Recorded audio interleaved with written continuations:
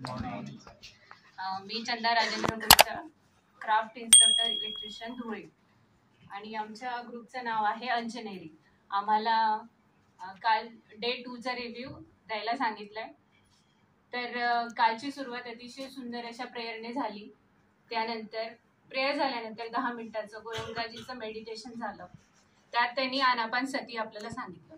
आना म्हणजे आत येणारा, पाना म्हणजे बाहेर जाणारा आणि सती म्हणजे तो सोबत राहणारा, म्हणजे त्या सोबत आपल्याला राहायचं. येणारा श्वास आणि जाणारा श्वास याच्यासोबत आपल्याला स्वतःला म्हणजे आपल्याला राहायचंय. ठीक आहे. त्यानंतर ग्रुप 2चे रिव्ह्यू झाले. त्यांनी अतिशय सुंदर असे रिव्ह्यू दिले.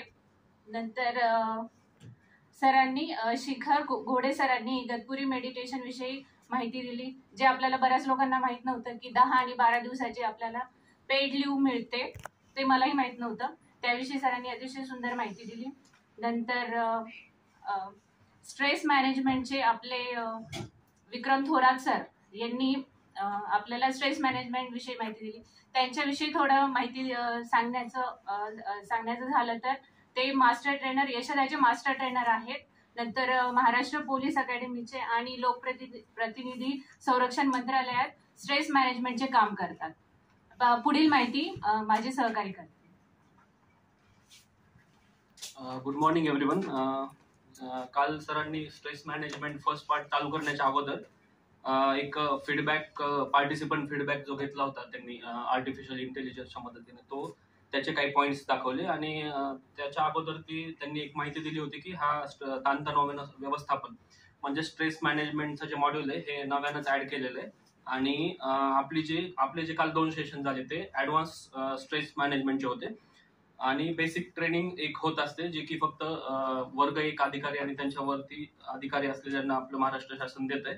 त्याच्या पार्टिसिपंट फीडबॅकमध्ये असे पॉईंट सांगितले की ही जी ट्रेनिंग आहे ती बेसिक ट्रेनिंग जी होती ती माइंड, हार्ट आणि सोलसाठी किती इम्पॉर्टंट आहे ते AI ने सांगितलं. आणि त्याच्यानंतर ज्या ट्रेनर्सनी ही ट्रेनिंग अटेंड केली त्यांची प्रोडक्टिव्हिटी जी आहे काम करण्याची ती 50% ने इन्क्रीज झाली. आणि एक सर्वेची माहिती सांगितली की जवळपास 94% पार्टिसिपंट्सनं हे जे ट्रेनिंग अटेंड केलं होतं त्यांनी त्यांच्यावरती लास्टिंग इफेक्ट ह्याचा दिसून आला. ठीक आहे, पुढं मॅडम. Good morning all. त्यानंतर सरांनी बेनिफिट सांगितले होते. Benefits of stress management. Stress management केल्याने रिलेशनशिप इम्प्रूव्ह होत आहेत, म्हणजे जसे आपले फॅमिली रिलेशन त्याचबरोबर ऑफिशियल रिलेशन्स इम्प्रूव्ह होतात. त्यानंतर प्रोडक्टिव्हिटी वाढते. प्रोडक्टिव्हिटी वाढण्याचं कारण असं, जर तुम्ही माइंडमध्ये सॉर्टेड असाल तर प्रत्येक गोष्ट करताना तुमची इफिशियन्सी कशा पद्धतीने वाढते ते वेगवेगळे थेरपीज वापरून सरांनी आपल्याला करून दाखवलं. त्यानंतर स्वतःमध्येच झालेला चेंज, जो डिफरन्स स्वतःमध्ये आपण आधीचे आणि नंतरचे, तो एक आपल्याला जाणवला. आणि त्यानंतर स्ट्रेस फ्री झाल्यानंतर आयुष्यात कसे बदल होतात किंवा कसं एन्जॉयमेंट वाढू शकतो त्या गोष्टी पण या स्ट्रेस मॅनेजमेंटच्या बेनिफिट्स मध्ये येतात. पुढचं खरं तर कालचं लेक्चर हे थेरॉटिकल कमी परंतु प्रॅक्टिकल बेस होतं. म्हणजे सरांनीच पहिला सांगितलेलं की जे काही स्ट्रेस मॅनेजमेंटचं लेक्चर आहे ते आपल्याला जास्तीत जास्त प्रॅक्टिकल ओरिएंटेड असेल. त्यामध्ये सरांनी काय केलेलं की वेगवेगळ्या प्रकारच्या 3 थेरपी आपल्याला घेतलेल्या.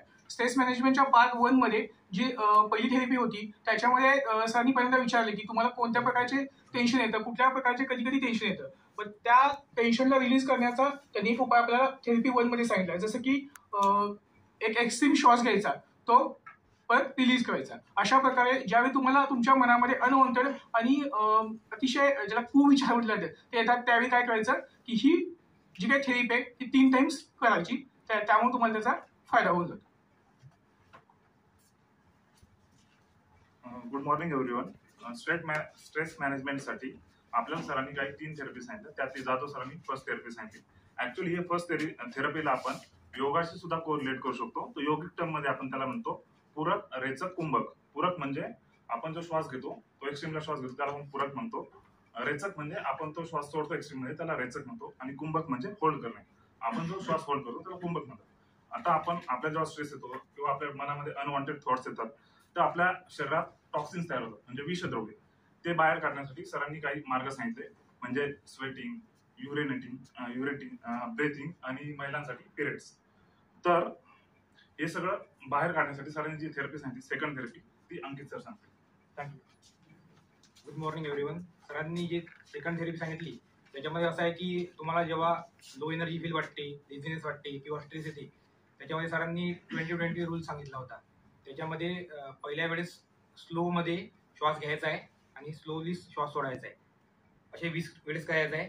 सेकंडमध्ये मीडियममध्ये थोडंसं घ्यायचा श्वास सोडायचा, घ्यायचा श्वास सोडायचा, आणि थर्डमध्ये काय सांगितलं होतं, एकदम फास्ट घ्यायचं. हे 3 वेळेस करायचं आहे. सेकंड टाइम हे 2 वेळेस करायचं आहे आणि लास्टला 1 वेळेस करायचं आहे. एक स्लोली, एक मीडियम आणि एक फास्ट. याच्यामुळे काय होते, तुमचा स्ट्रेस कमी होऊन जातो, तुम्हाला जे एनर्जी तुमची डाऊन होईल असते ती थोडी चांगली होऊन जाते. ठीक आहे मॅडम. Good morning all. सरांनी एक सांगितलेलं की स्ट्रेस नेमका जो आपण घेतो तो का, त्याचं मुख्य कारण म्हणजे मीपणा. आपण म्हणतो मला हर्ट झालं, तो माझ्या धर्माबद्दल बोलला, तो माझ्या पुरुषत्वाबद्दल बोलला, मी फिमेल आहे तर तो मला बोलला. पण ऍक्च्युअली जर कन्सेप्ट असा ठेवला, who I am, who you are, जर हे मनात आणलं की समोरची व्यक्ती जी मला बोलत आहे ते कारणही क्षुल्लक आहे आणि मला जो राग आला आहे तोही टेम्पररी आहे, तर त्यावेळी ती कन्सेप्ट मनात न येता अगदी शांतपणे, ठीक आहे आपले प्रिन्सिपल सर आपल्याला बोलत आहे, ठीक आहे ऐकून घ्यायचं, चुपचाप रिलॅक्स. म्हणजे मीपणा जर गेला तर त्यावेळी रिलॅक्स होऊन जर आपण ती गोष्ट ऐकून घेतली तर ते आपल्यासाठी फार बेनिफिशियल राहील आणि स्ट्रेस आपल्याला येणार नाही. अदरवाईज जो स्ट्रेस आहे, आपण म्हणतो की इथे कुणाला डोक्याला मुंग्या आल्या, कुणाला हाताला मुंग्या आल्या, तर सरांनी सांगितलं डोक्याला मुंग्या आल्याने म्हणजे काय, तो स्ट्रेस तुमच्या डोक्यापर्यंत गेलेला आहे. हाताला किंवा काही तर तुम्हाला अर्धांग वायू, फुल्ली पॅरलाइज तुम्ही होऊ शकता. तर यावेळी आपल्याला फक्त विचार करायचा आहे की समोरचं आपल्याला बोलत आहे तर हू यू आर, आपली बॉडी आपली आहे, आपला जीव आपला आहे, मग समोरच्याला किती % घ्यायचं आणि त्यांचं टेन्शन आपण किती घ्यायचं हे आपल्यावर आहे. म्हणून अगदी रिलॅक्स होऊन जे आहे, आपण नाही केलं तर कोणीतरी ते काम करणारच आहे, त्यामुळे ती गोष्ट शांतपणे घेऊन जर केली आणि माझा मीपणा जर घालवला तर स्ट्रेस नक्कीच जाणार. आणि समोरचे पॉइंट कल्याणी मॅडम सांगणार. Good morning. काल आपण सरांनी आपल्याला सांगितलं स्ट्रेस मॅनेजमेंट. त्यामध्ये सरांनी सगळ्यांना प्रत्येकाला काय प्रॉब्लेम्स आहे ते विचारले होते. तर कधी कधी आपल्याला कळत नाही की नेमकं आपल्याला काय झालं, त्यामुळे सरांनी आपल्याला काही फ्रिक्वेन्सीज सांगितल्या होत्या. जर आपली बॉडी जर ही फ्रिक्वेन्सी डिटेक्ट करत असेल तर आपल्याला असं होईल. त्यामध्ये 170 हर्ट्स ही फ्रिक्वेन्सी सांगितली होती. जर आपल्याला जेव्हा 170 हर्ट्स फ्रिक्वेन्सी असते बॉडीची तेव्हा आपल्याला हार्ट अटॅक येण्याची शक्यता असते. त्यानंतर जेव्हा 432 हर्ट्स फ्रिक्वेन्सी असते तेव्हा आपण डीप स्लीपमध्ये जातो किंवा कोमात जाण्याची शक्यता असते. त्यानंतर तिसरी फ्रिक्वेन्सी सांगितली होती त्यांनी 528 हर्ट्स. त्यामध्ये ही जेव्हा फ्रिक्वेन्सी असते तेव्हा आपण जास्त आजारपणात असतो, म्हणजे रिमूव्ह पेन करण्यासाठी ही फ्रिक्वेन्सी असते. आणि फोर्थ फ्रिक्वेन्सी होती 470 हर्ट्स, ती थकवा कमी करण्यासाठी असते. तर कधी कधी प्रेडिक्ट करू शकत नाही किंवा आपण जास्त ताणतणाव घेतो, म्हणजे आपल्याला काय झालंय ते कळत नाही. त्यामुळे जेव्हा आपण जर ही फ्रिक्वेन्सी चेक केली तर त्यामुळे आपल्याला काहीतरी फायदा होऊ शकतो व त्यावर आपण काहीतरी करू शकतो थेरपी सरांनी सांगितल्याप्रमाणे. थँक्यू. पुढचे सर कंटिन्यू करतील. नमस्कार. त्याच्यानंतर सरांनी आपल्याला बाहेर एक्सरसाइज केल्या 2-3 प्रकारच्या वेगवेगळ्या. सरांनी सांगितलं लेफ्ट साईडचा आपण एक्सरसाइज केली तो राईट साईडचा मेंदूवर तसा हे होतं म्हणून. तर आपण त्या प्रकारच्या ज्या शिकवलेल्या एक्सरसाइज तुम्हाला जेव्हा शरीरात तणाव जाणवेल किंवा थकल्यासारखं वाटेल त्या एक्सरसाइज कराव्यात. आणि आतमध्ये आल्यावर सरांनी तिब्बती साऊंडचं एक हे दाखवलं, आपल्याला सायलेन्स करून त्याच्यावर तुम्ही लक्ष द्यावं. पुढचं सर. त्याच्यानंतर लंच केल्यानंतर आपल्याला मेडिकल कॅम्प साठी जायचं होतं, पण पाऊस आल्यामुळे काही जण गेले नाही. तिथे डॉक्टर राहिल्या दहाड मॅडमांनी आपल्याला मेडिकल कॅम्प बद्दल, आपल्या आहारात न्यूट्रिशन काय असले पाहिजे त्याच्याबद्दल व्याख्यान घेतलं. शेवटचे पॉइंट. नमस्कार. अहिल्या धमस मॅडमांनी ब्लड डोनेशन विषयी खूप छान माहिती दिली. योगायोगाने बरेच जण अनुपस्थित होते तिथे, मी होतो उपस्थित. तिथं मॅडमांनी सांगितलं की ब्लड डोनेशन कोणी करायला पाहिजे, कुठलाही स्वस्थ व्यक्ती ब्लड डोनेशन करू शकतो. ठीक आहे, पण काही गोष्टी आहे ज्याच्यामध्ये ते वर्जित केलं जाऊ शकतं. जर कोणाला सिरियस इलनेस असेल तर तो पुरुष किंवा स्त्री ब्लड डोनेशन करू शकत नाही.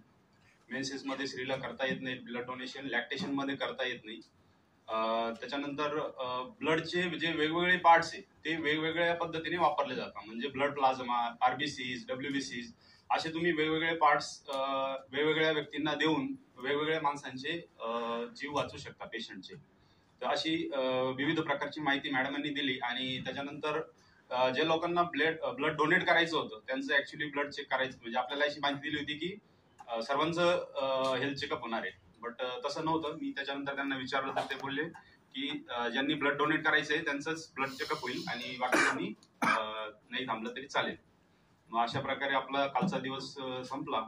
आणि कालचं जे पहिलं सेशन होतं त्या सगळ्या पहिल्या सेशनचा एकच शॉर्टकट मध्ये सांगता येईल की 3 इडियट मध्ये जे बोलतो ना आमिर खान बोलतो ऑल इज वेल है ना, तर त्याचं सगळं सारांश तेवढाच आहे की कायम जर तुम्ही स्ट्रेस मध्ये आले कधीही तर ऑल इज वेल म्हणा, सगळं काही ठीक होईल. थँक्यू.